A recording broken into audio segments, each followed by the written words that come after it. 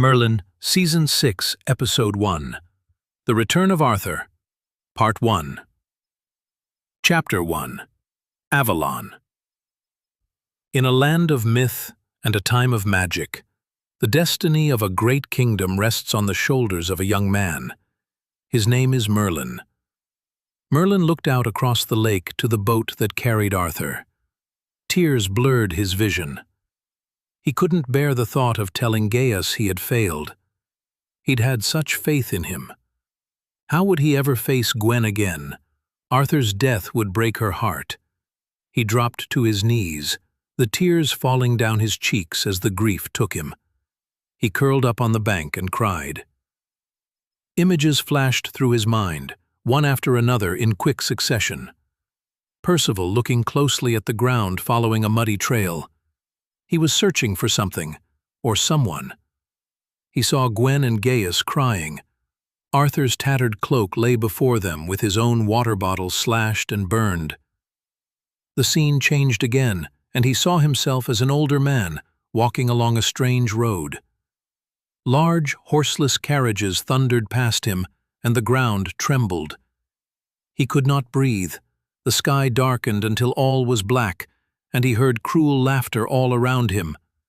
The darkness cleared, and Leon was in the throne room, standing next to Gwen. "The king is dead," he said, as Gwen tried to hide her grief. "The king is dead." The words echoed in his mind, and all went dark once more.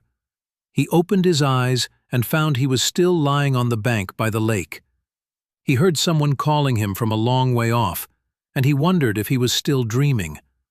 Turning over onto his back, he looked up at the sky. It was completely gray, matching his mood.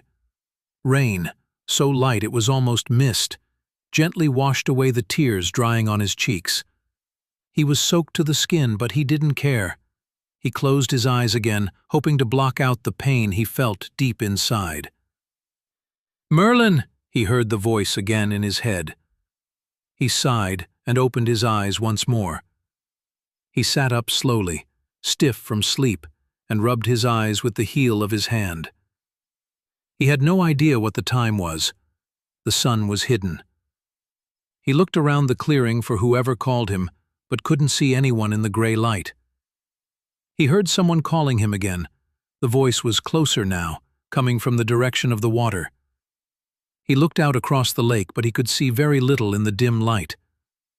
The island was hidden, but he could just make out the boat that carried Arthur. There were several tiny lights gliding across the surface of the water. He rubbed his eyes once more, but they were still there. One of them broke away from the rest and moved towards him. The others continued towards the boat. "Hey!" he yelled as he stood up. His clothes were drenched and stuck to his body. He shivered. The light coming towards him became brighter, and he lifted his arm to shade his eyes. He could feel the light surrounding him. It was warm and gentle, and he felt no fear. As the light receded, he lowered his arm and opened his eyes. In front of him, hovering just above the surface of the water, stood a tall woman. She was wearing a white robe, and her face was hidden. He walked towards her without thinking until he stood at the edge of the lake. She lowered her hood, and her silver hair fell in soft curls down her back. She tucked loose strands behind her ears, which were large and pointed. Her skin was light blue and as smooth as the water beneath her feet. Her face was unlined, but her large eyes were deep blue, faceted like crystals, and Merlin knew she was ancient. Her gaze was piercing, but she looked at him with pity. "Hello, Merlin," she said, smiling at him. Her voice was deep, and although she spoke out loud, he also heard the words echo within his mind. "Who are you? Where are they taking Arthur?" he asked, looking behind her at the boat moving slowly across the lake. He saw a glimpse of another world, and for a moment he felt disorientated, like he was looking down from a great height. The feeling passed, and once again he saw the lake, the rain making ripples and tiny waves on the surface. No rain fell on the woman stood before him. Her robe remained dry, and she was bathed in a soft light like that of a summer sun. "We are elves, and they are taking Arthur to Avalon. There they will try to heal his body and give his spirit a place to rest," she replied, turning to look at the boat now moving slowly towards the center of the lake. "He really is dead, then?" "I failed?" Merlin asked, looking up at her. Although she looked strange, he felt no fear. He knew he could trust her. "Your destiny has been written since the dawn of time. As long as you did what you thought was right, you could not fail," she said. Her voice was strange, almost as though she was singing to him. He wondered once more if he was still dreaming, or perhaps he had also died and would now be returned to those he had lost. "It was my destiny." She turned and moved towards the center of the lake. She seemed to fly, but he could see no wings. He looked down, wondering why he wasn't wading through the lake, and saw that he was walking on the water. His boots left little ripples, but did not break the surface. The lake was dark and smooth like glass. As he approached the island, he realized it was no longer raining. He looked up at the sky and saw it was now blue without a cloud in sight. The sun was shining, and his clothes were dry. Looking back, he could just make out the far bank through a gray veil. He had left his world behind and had entered the immortal world of Avalon. Merlin followed Alba to the island. Now he could see clearly. It seemed so much larger than he expected it to be. The boat that carried Arthur was pulled up on a grassy bank, but it was empty. The other elves were nowhere to be seen. "Where's Arthur?" Merlin asked, looking around him. They were standing in a small inlet with steep embankments on two sides.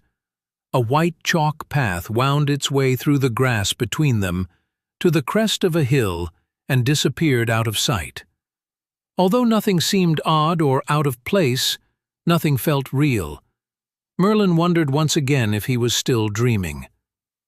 "His spirit is with my kin. I will take you to him, but first I want to show you your destiny," she said, turning to face him once more. "My destiny was to save Arthur," Merlin said. Then he sighed and sat on the grass by the boat. Wrapping his arms around his knees, he looked down to the water. He doesn't want to hear any more about destiny. Whoever decided such things were wrong.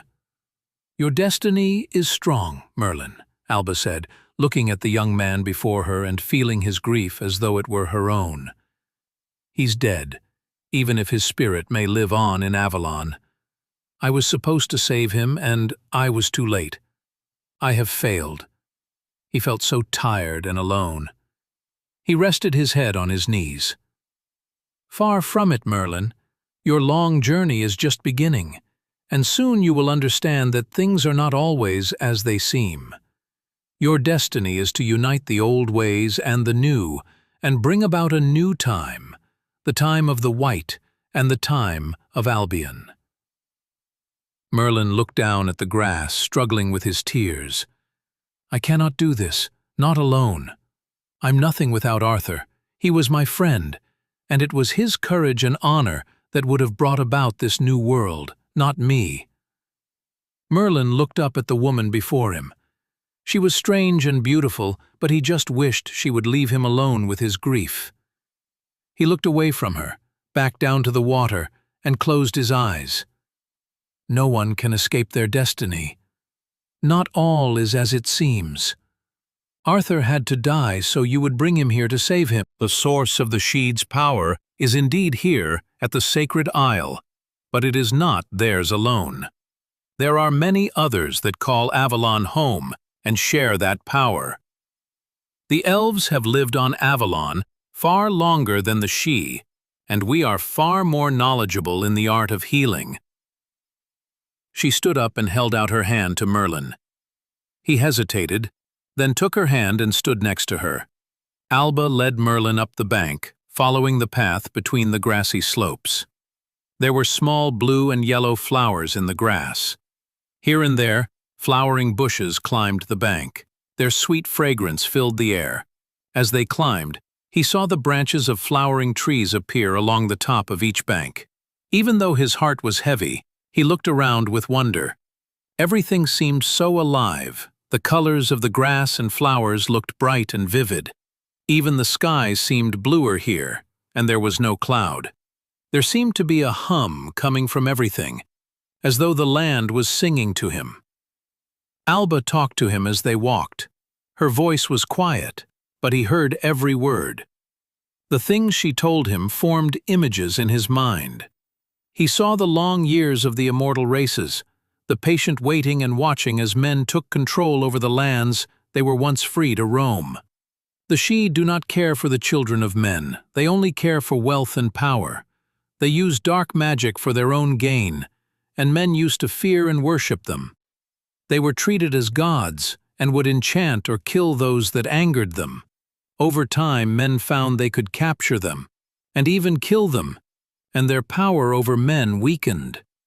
They were forced to flee to the only refuge immortals have. Avalon is not of your world, and mortals cannot follow them here. She stopped walking and turned to look at Merlin. He looked up at her but did not speak. She turned and started to walk again, continuing her story about the lives of the immortals. Elves never wished for such treatment.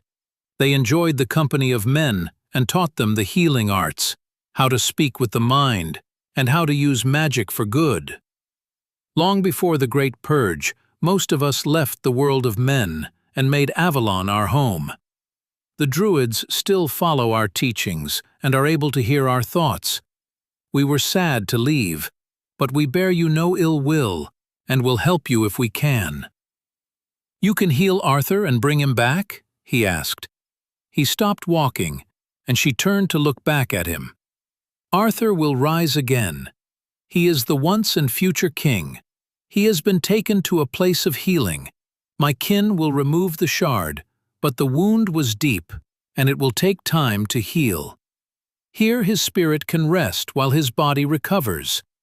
But for his spirit to be returned to his body, a price must be paid. You know this, she said, walking back towards him and putting her hand on his shoulder. I will gladly give my life for his, if that is the price, Merlin said, hoping that he might not be too late. Alba turned and beckoned him to follow her once more. They had reached the top of the hill. The path continued through a vibrant forest. The trees were unlike any he had ever seen. These were far more beautiful. The leaves were the richest shades of green, red, and gold. Each one was perfectly formed. The trunks of the trees and the branches seemed newly made but ancient. The whole forest seemed to vibrate with a hidden energy. Come just a little further. There is something I must show you, Alba said, leading him through the forest. He followed her through the trees until they came to a clearing with large standing stones in the center. They looked like the stones at Nemeton. Though these were not ruins, they looked well cared for and far larger. Merlin realized they were taller than he first thought, as they were set in a depression in the ground, like a huge bowl, with grassy slopes all around them. They were positioned in two semicircles separated by the path that ran between them. The stones formed 3 doorways on each side of the path. In the very center of the circle there stood a stone table holding a huge crystal. It was split into 7 spurs, each one pointing at a doorway, the central one pointing to the sky. It was similar to those he had seen in the crystal cave, but these were far greater in size. The path widened at the top of the slope and led down between the stones. It split into 2 around the table in the center. On the far side of the table, the path joined again and continued up the bank on the far side. The elf walked to the edge of the bank and stopped waiting for Merlin. As he got closer, he felt the crystal's power. It hummed, and the air around it shimmered. It shined with a white light. But as Merlin stood beside Alba, it turned dark, and the air all around them seemed to darken. For the first time since he had set foot on Avalon, he felt afraid. The humming faltered and became screaming voices. He covered his ears with his hands, trying to block out the noise. He stared at the crystal as though mesmerized and could not look away. The dark cleared, and the crystal shined white again. The screaming faded. The humming returned, and the air around them brightened. No longer afraid or paralyzed, he turned to look at Alba. Here is the heart of Avalon, and the source of our power. It is a secret known only to those that live here and those we choose to show. Each doorway is a gateway to another world born of magic. Each of these worlds, like your own, draws on the power of the crystal. These worlds and the crystal hold the key to the balance. What do you think of Alba? Don't forget to leave a review if you like it. Any suggestions for what happens in future episodes are very welcome. This is a rewrite of the first chapter. I hope I have caught the mistakes, and it reads better now. Do let me know what you think by leaving a review.